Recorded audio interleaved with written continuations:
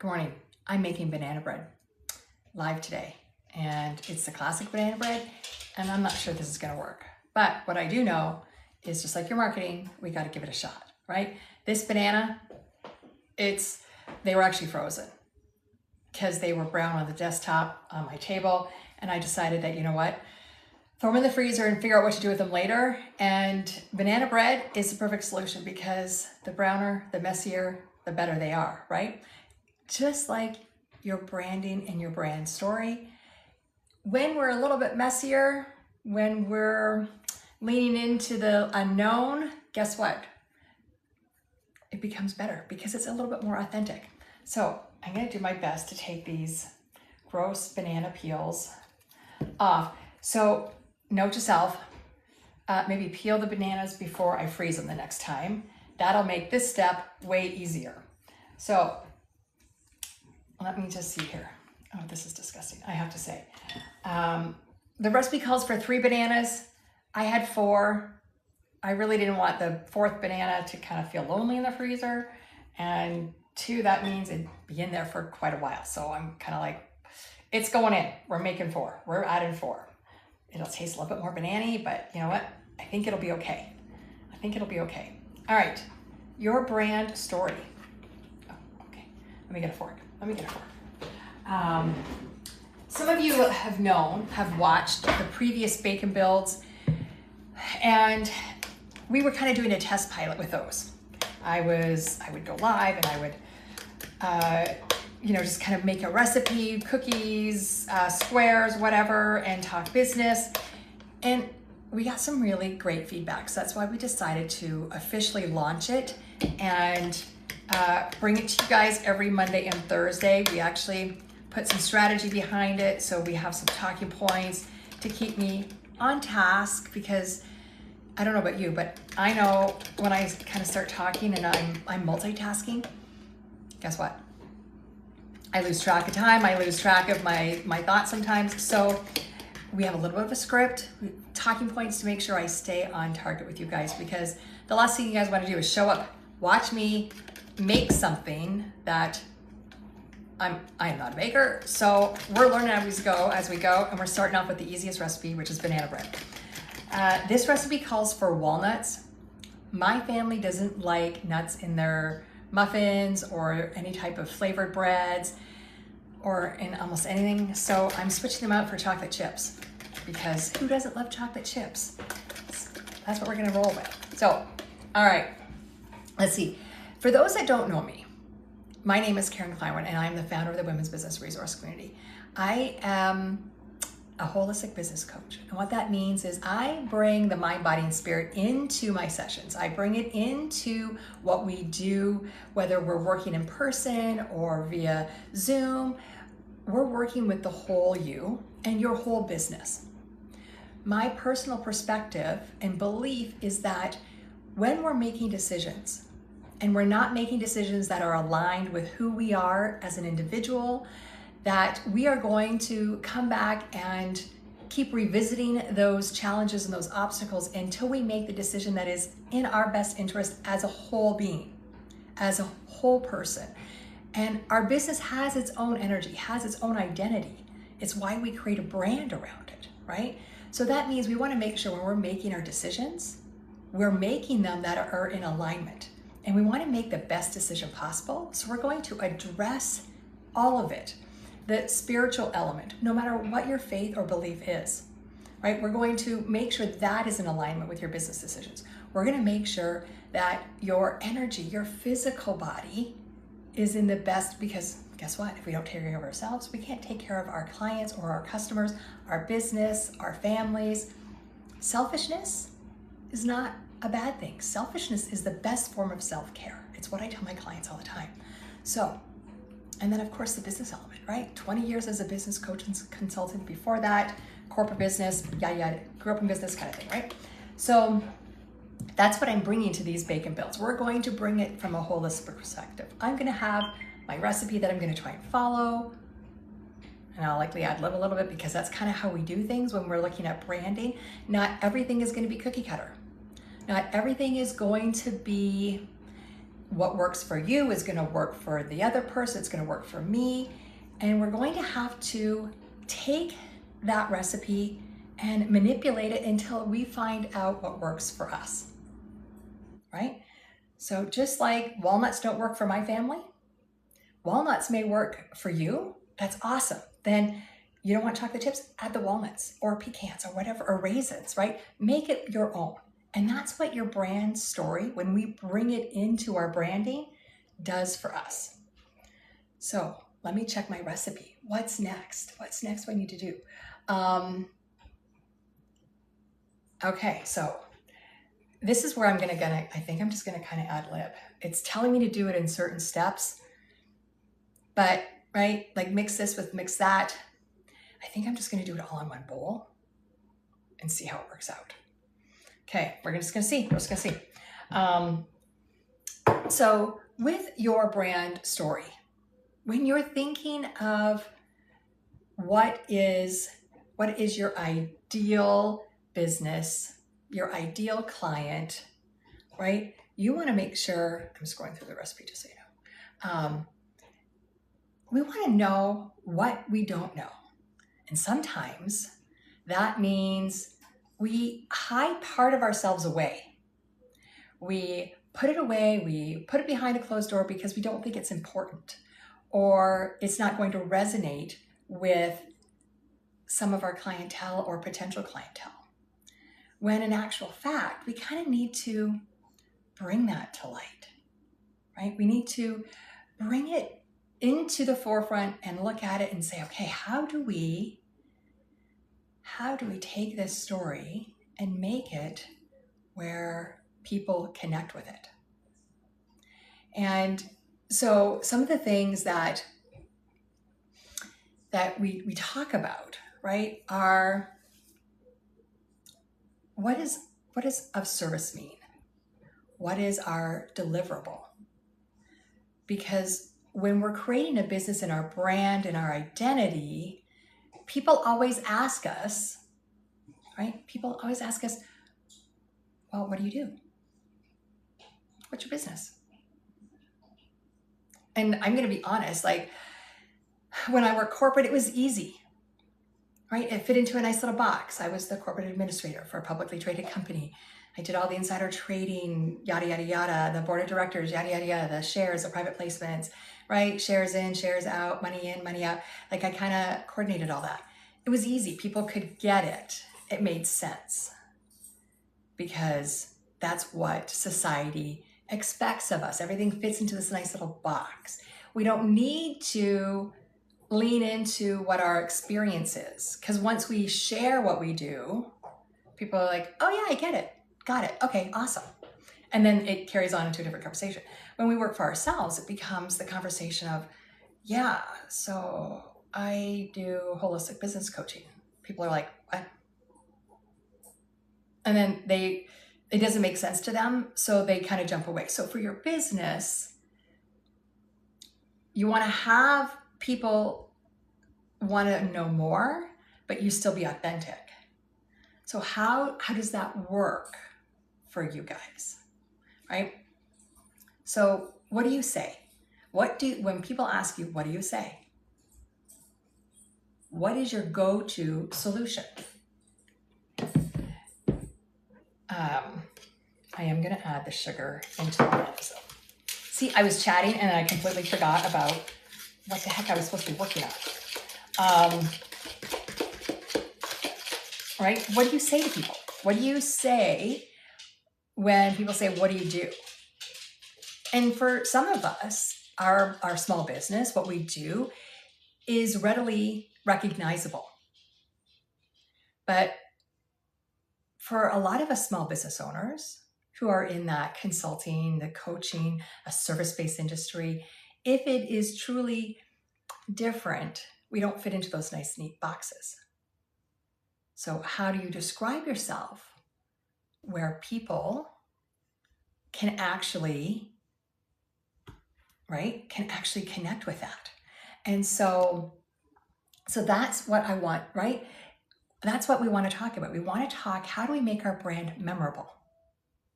How do we And sometimes our hook, our identity is enough, right? But sometimes it's not, because we're creating that identity. We're creating that concept. Especially, 20 years when I started saying I was a holistic business coach, people are like, I don't even know what that means. I don't even know what coaching is. And then I'd have to spend 98% of my time educating people. What is cranial sacral? What is Reiki?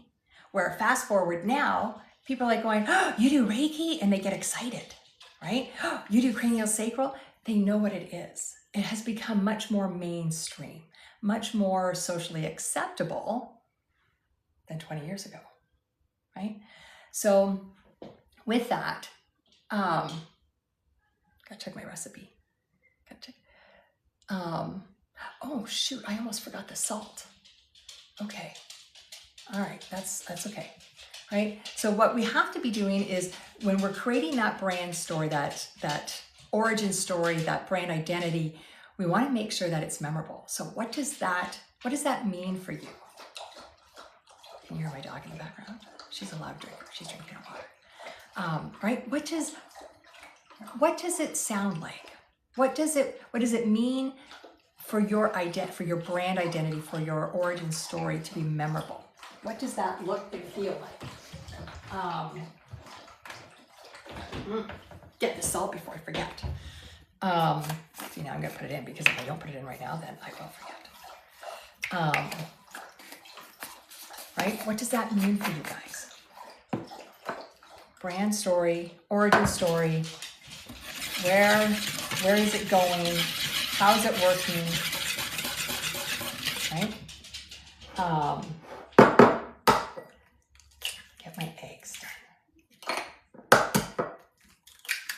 If you could think of one thing that is your unique identifier, what is it? What is that unique identifier? Right? So, I get a lot of feedback from people when I start working with them that my story isn't unique. Does that sound familiar to you? My story isn't unique. I'm the average insert country girl, guy, right? However you identify for yourself, right? Doesn't matter. Do you feel like it is just a run-of-the-mill background story? One of the keys is reviewing your origin story, reviewing kind of where it all began for you, and looking at what is unique. What's that one piece? And this is where, when you have like a biz BFF, right? They're able to kind of go, oh, that's the piece. That's that missing link. That's what's unique about you. That's what you bring to the table, right? And I know for some of us, it's hard to see that. We regurgitate our story, our history, our life's timeline over and over and over again. And we think, oh yeah, it's average. I can't find it. I want you to take a minute right now. I want you to think back. At what point in your life did you have that, I want to do that. That's my business. I want to do that as a business, a side hustle, just to make extra income, pay off my student loan, pay off a credit card debt, pay for my upcoming wedding or special event, right? What do you think? What was that? When did that happen? Okay, I lied. I totally did wet and dry ingredients. I followed the recipe. I did all my wet ingredients and then my dry ingredients. I didn't just put it all in like I thought I was going to. I just couldn't do it. I had to follow the recipe. And just like when you're creating your brand and your brand story and that messaging and who you're aligning with, this is how it's going to vacillate. Some days you're going to go, okay, I'm going to stick to what everybody else is doing. I'm going to stick to it. I'm going to do it. I'm just going to follow what everybody else is doing. Right? And then other days you're going to go, no, I'm going to do my own thing. I'm just going to do my own thing. So And I want you to know that the vacillation back and forth, uncertainty is normal. And it's how you do that self-discovery part. It's how you begin to say, yeah, this is what it sounds like, and this is what it's going to resonate like to my clients or my customers. So I've been told folding is just an easy way of stirring. You just have to go gently. But they say fold. I don't know why you'd have to just fold and not just mix it, but we'll see. Right? So thinking about that, right? What part of your story, where did it start? And sometimes this is where we have to get really vulnerable, where we have to be able to say, oh yeah, that's where it started. I had an argument with my bestie or my parents or my better half, and I were having a great conversation and I got inspired, right? Sometimes we have to be vulnerable with where our ideas come from, because in that vulnerability, our story really begins to unfold.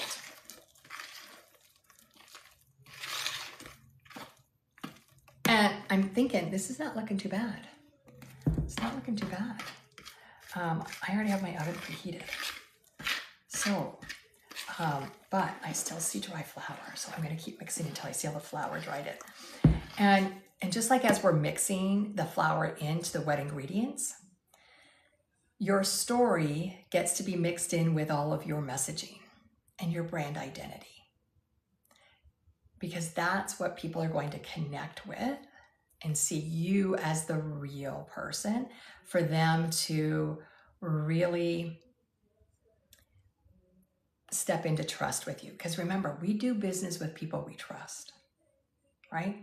We don't just do business because somebody told us to, work with this person or buy from this person or do this product.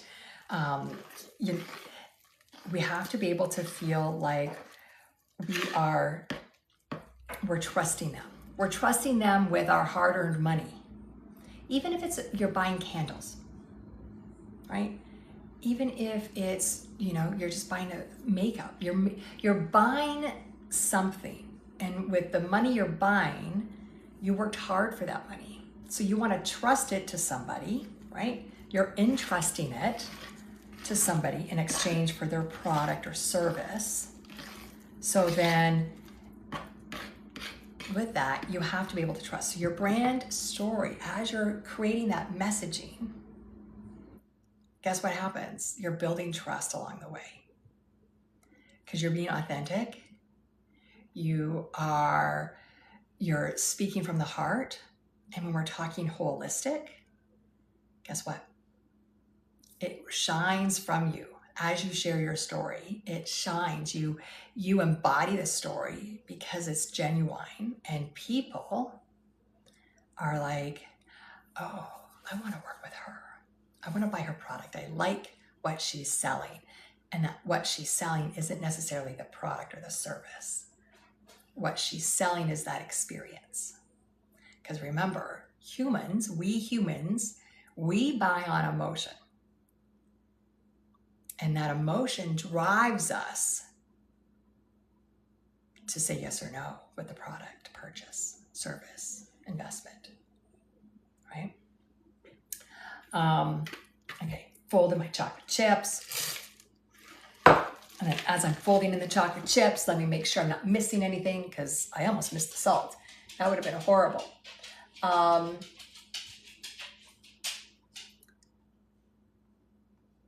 Let's see.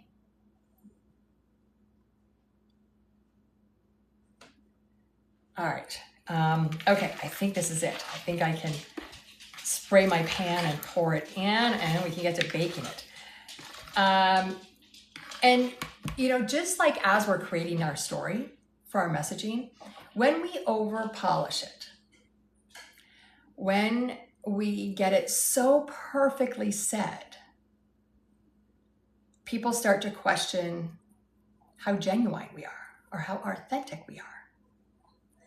So it's okay if it's not perfect. embrace the imperfection, and embrace the idea that you aren't going to say it exactly the same every single time. I remember when I started a nonprofit when I was living in California and working in corporate, and it was an educational nonprofit supporting teachers in the classroom. And people would ask me about the nonprofit, and I would say it. I would say the statement, and my husband now, but at the time we were dating, he's like, when you say that and share the nonprofit statement, like explanation, it's like a commercial. It just rolled off my tongue, and I said it almost the exact same way every time. And it wasn't because I had practiced it. It was because it was a mission and a vision I believed so deeply in that there was zero doubt in my mind what we were standing for, what we were wanting to do, what impact we wanted to make, right? So with your business, as you're creating that 30-second elevator speech and that brand messaging and the visual to go along with it, yes, there's going to be standardized elements to it, but be okay with, as you're sharing it, it's going to sound slightly different each and every time. But what you want to make sure is the main theme is consistent, right? That your ultimate goal of impact stays the same. So inside the Women's Business Resource Community, right, our mission is to empower women to build thriving businesses and a healthy life. That's our main theme. And everything we do, that is what shines through. Every time we share ourselves, that's what shines through. We are empowering women. Our goal is to make a positive impact financially for people, spiritually for people, physically for people, emotionally, psychologically, right? The 5 main elements. That's our goal and our mission. So when you're sharing your story, what's that impact you want people to take away? Right? And talking about taking away, I need to spray the pan, or else guess what? It's not coming out. And just like our brand identity and our brand story, our story of origin, if we can't identify those unique elements, then it's not going to roll off our tongue. It's not going to come out easily, and it'll be sticky, and people will kind of question the validity of the story. So, oh shoot. Right? Ew. Okay, gotta wash the can. Now I got it all over my hands. That's gross. Right? So, and again, when we do these bacon builds, yes, I've got my recipe that I'm going to be following that I keep kind of going offline and looking at, and I have my points of notes to make sure that we're staying on target and I'm kind of hitting the highlights. But you're gonna get the real me, which is like when I pick up a greasy can, because my kids used it and they've got the non-grease, non-stick spray all over the can, and I think it's disgusting. You're gonna hear my real response. And you might also get to hear my 4-legged doorbell if somebody comes to the door to make a delivery.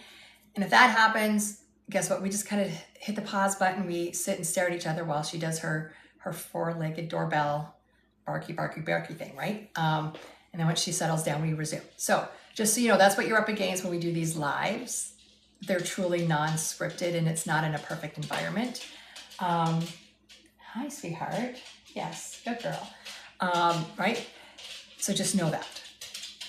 If perfection is what you're looking for from these bacon builds, then this is not your gig, just so you know. And I may throw in a few curse words once in a while if I get super frustrated, depending upon the recipe, because that's who I am too.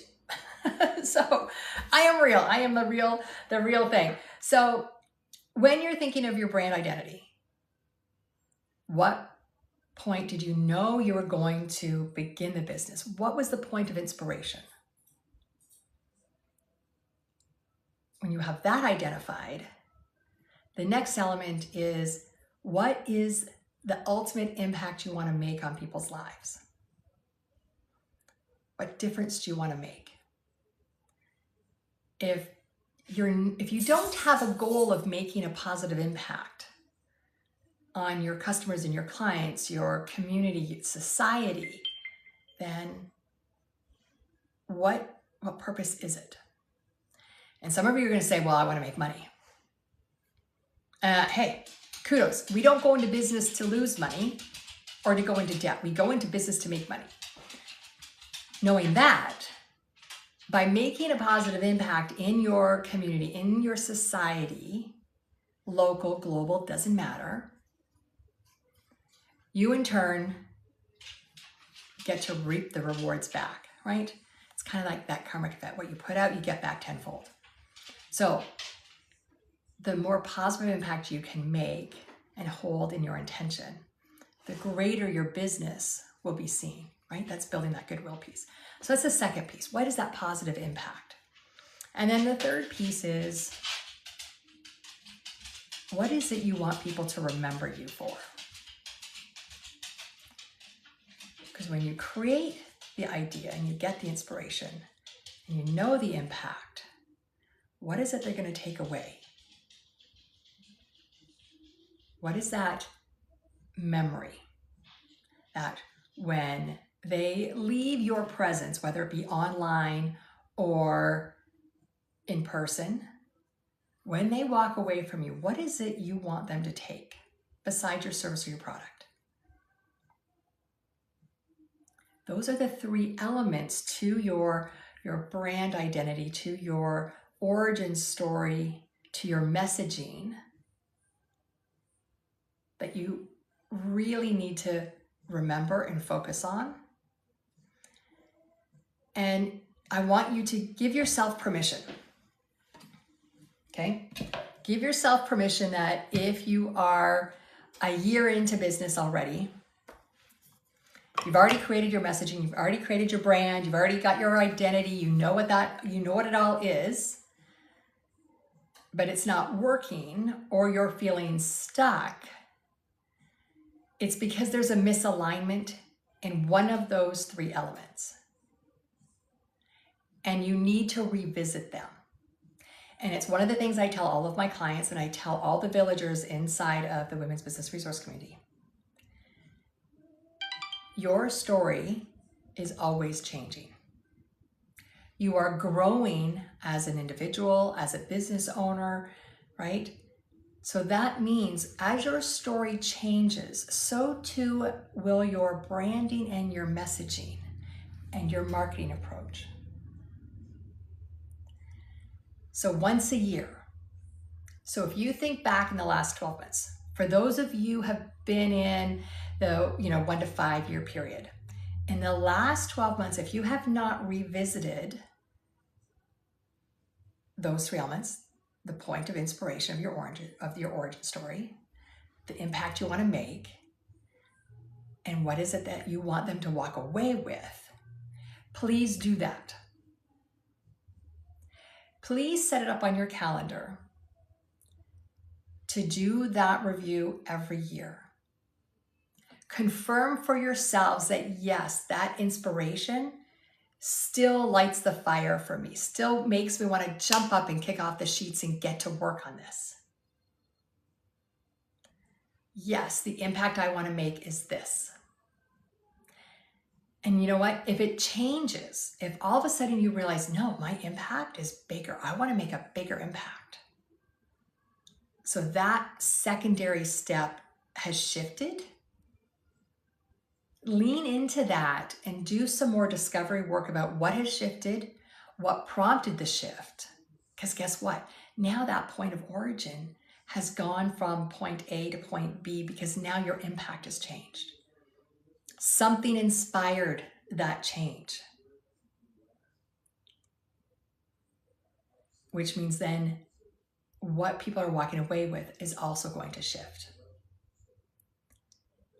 So just like this banana bread, it's ready to go into the oven.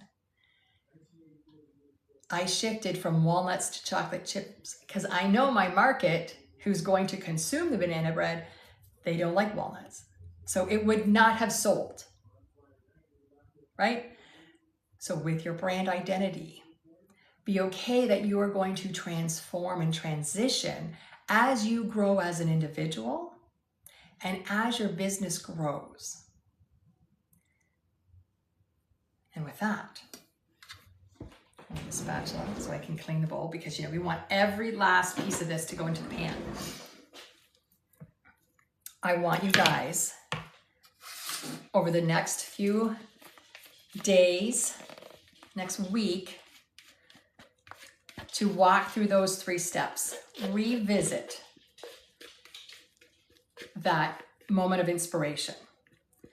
Revisit what impact you want to make on your clients, your customers, your local community, society. And then what do you want people to be taking away from when they do business with you, whether they're buying your product, engaging in a service with you?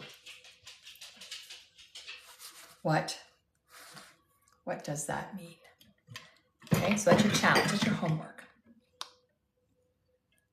So now the other thing I did, it's called for like a bread container. I don't know what it's called, a loaf pan. I didn't have one. So I put it in an 8x8 dish. Instead of banana bread, maybe it'll be banana squares. I don't know. We're going to roll with it. We'll roll with it. So with that, I want to thank you guys for being here. Remember, 3 things, just like our banana bread, we switched some things up. We did things out of order. We thought we were going to do it one way. We ended up going right back to the actual recipe and following the directions and put all the wet ingredients together and the dry ingredients, and then mixing them together and folding things in, right?